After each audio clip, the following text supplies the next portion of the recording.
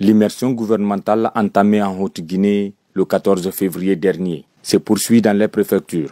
Après Kankan, Kerewaning, Mandiana et Sigiring, c'était au tour de Kouroussa de recevoir le Premier ministre Amadou Ouriba et certains membres de son gouvernement ce jeudi. Dans la ville de Kamaralai, comme partout où il est passé, le chef du gouvernement de la République de Guinée a rencontré la population avant de se rendre, accompagné de sa délégation, au tout nouveau centre d'apprentissage et de formation professionnelle post-primaire et post-secondaire de la préfecture. Sur place, Jean-Paul Sedi, ministre de l'enseignement préuniversitaire et alphabétisation, s'est adressé aux jeunes de Kouroussa au nom de son homologue, Mme Aminata Kaba, de l'enseignement technique et de la formation professionnelle empêchée. Jeunes de Kouroussa, vous qui êtes là, vous qui allez profiter de ces installations, je souhaite que vous tirez ça au mieux.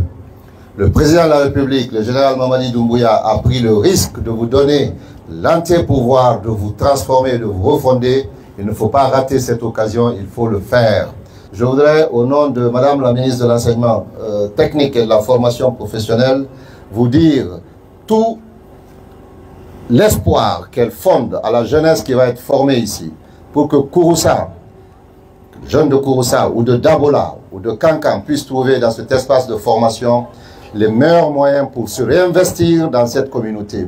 Notre objectif ici, c'est que la jeunesse du terroir de la Guinée, de la Haute-Guinée, se réinvestisse en Haute-Guinée et partout où ils le pourront si le besoin est.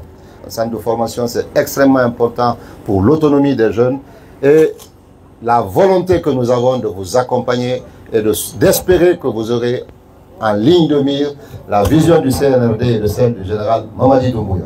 Pour le Premier ministre Amadou Ouriba, l'un des défis de son gouvernement reste la formation professionnelle de la jeunesse guinéenne. Autre priorité d'Amadou Ouriba, la lutte contre le chômage et la migration clandestine. Quand on voit le nombre de candidats à la migration clandestine qui partent et qui meurent, quand on voit le nombre de nos jeunes qui sont dans des camps, que ce soit au Niger, en Algérie, en Italie, en Espagne, en attendant d'être refoulés, en tant que gouvernement responsable, nous sommes obligés d'envisager des alternatives.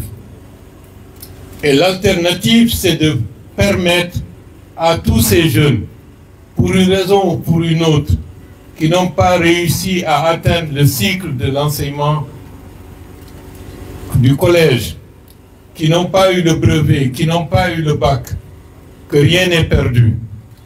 Ils peuvent se reconstruire à travers l'acquisition des métiers, d'où mon insistance à faire en sorte que tous les centres d'enseignement technique, que ce soit les ERAM, que ce soit les centres de formation professionnelle et toutes les autres unités de formation ASCAD, que tout cela concourt à récupérer le maximum de nos jeunes pour qu'au moins à la sortie que chacun puisse avoir un métier.